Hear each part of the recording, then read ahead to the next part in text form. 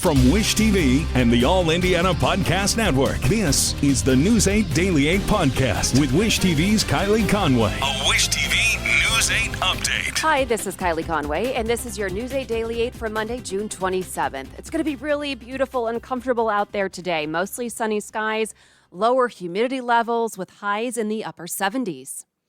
Investigators are trying to figure out how a man ended up seriously hurt. They don't know if he was shot or beaten in Indianapolis. IMPD initially responded to reports of a person shot at a home on Oakland Avenue near Rural Street just after midnight. Officers found a man with what they thought was a gunshot wound. Police say he's now stable at the hospital. Police say up to 6 people were inside the home at the time, and negotiators had to get one person to come out. Investigators say they're now waiting for an X-ray result to show if the man was actually shot. And another man who spent his life working to prevent crime for the city dies in a weekend shooting. The Office of Public Health and Safety says it lost a team member. A public police report identifies John Barnett as the victim from Saturday's shooting. He was killed at a gas station, and police say he may have just been a bystander when he was shot.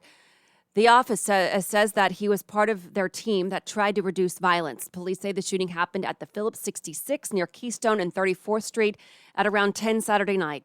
IMPD says there was some kind of disturbance at the gas station before the shooting. Officers tell us that Barnett was in the background, and they're not sure if he was a bystander or working on his car, but he was shot, taken to the hospital, and died. The Office of Public Health and Safety works to address root causes of crime and reduce violence here in Indianapolis, and they also run the Peacemakers program. They tweeted, "We lost a team member. There are no words to describe the pain we are feeling, but here are a few to remember the life of a father, a son, a partner, and a brother." JB was a proud man, dedicated to his community as an outreach worker with our violence reduction team. He continued the mission he always had to give back. Now, the office says that Barnett spent Friday night at Riverside Park in typical JB fashion, working with kids to make sure they felt loved and safe. He spent his life making sure he would leave a legacy in the people he helped.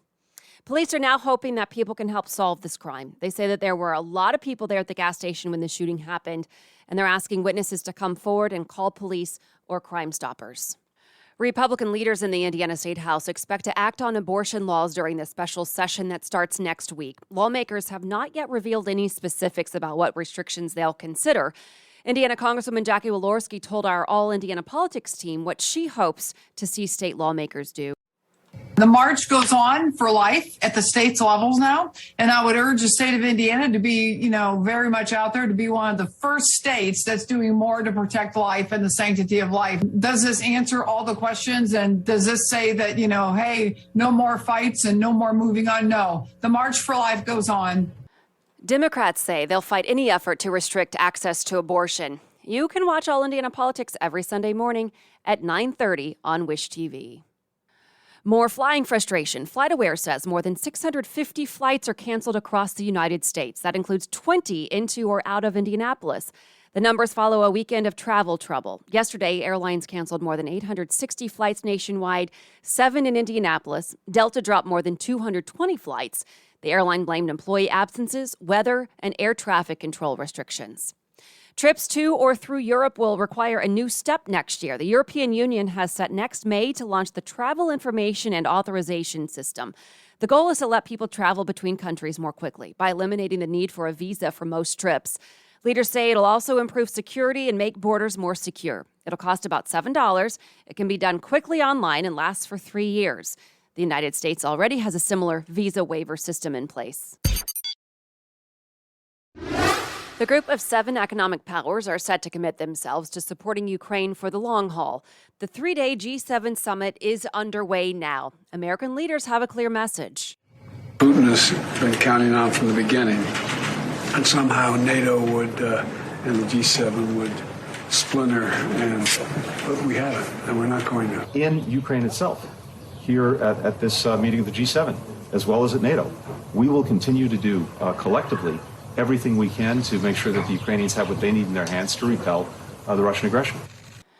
President Biden is preparing to announce the purchase of an advanced surface-to-air missile system and additional artillery for Ukraine.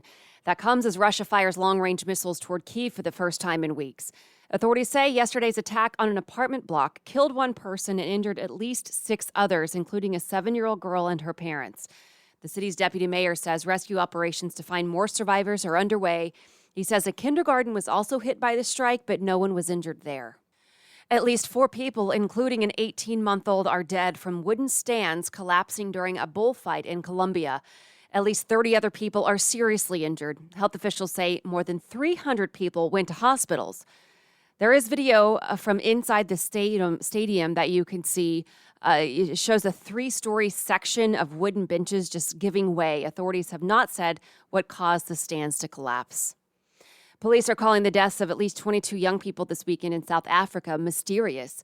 The bodies of mostly minors, as young as 13, were found in a nightclub early Sunday. According to local reports, the victims were strewn across tables and chairs. They'd reportedly been there celebrating the end of school exams. Police say the teens showed no visible indications of how they died. Toxicology labs in Cape Town are receiving samples to analyze. More than 150,000 pounds of baby formula from Germany is now in the United States. The latest shipment of Operation Fly Formula arrived yesterday morning in Houston, Texas. The flight carried more than 10,000 cases of formula, enough to fill more than 1 million bottles. The Biden administration says the formula will be sent to Target, Walmart, Kroger, and other retailers. The man accused in a mass shooting in Norway is refusing to cooperate with police. The shooting happened at a pride festival in Oslo. Authorities described the suspect as a Norwegian citizen originally from Iran. Police say he refuses to allow them to videotape a statement unless police release the entire recording to the public. Investigators are calling it an Islamist terror act. The gunfire Saturday left 2 people dead and more than 20 others hurt. Norway's prime minister and royal family attended a memorial service for the victims Sunday.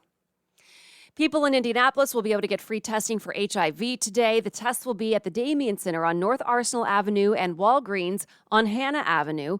The center says results will be available within 20 minutes. People can walk in from 9 to 11 this morning and then again from 2 to 4:30 at the Damien Center. At Walgreens, the hours are from 10 to 3. Won the Stanley Cup. Hockey has a new champ. The Colorado Avalanche defeated the Tampa Bay Lightning, denying the Lightning its 3rd straight title. The Avalanche haven't won the Stanley Cup since 2001. The team's head coach described the final moments of the game.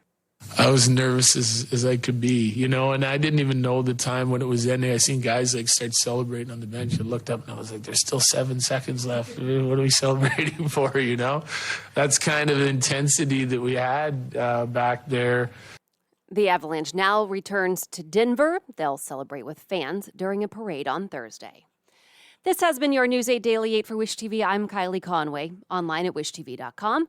And follow us on Facebook when you search Wish TV. This is the News 8 Daily 8 podcast with Wish TV's Kylie Conway. A Wish TV News 8 update on demand. For even more, on demand and on the go. Connect with Wish TV on Facebook at wishtv.com and on the free Wish TV mobile app.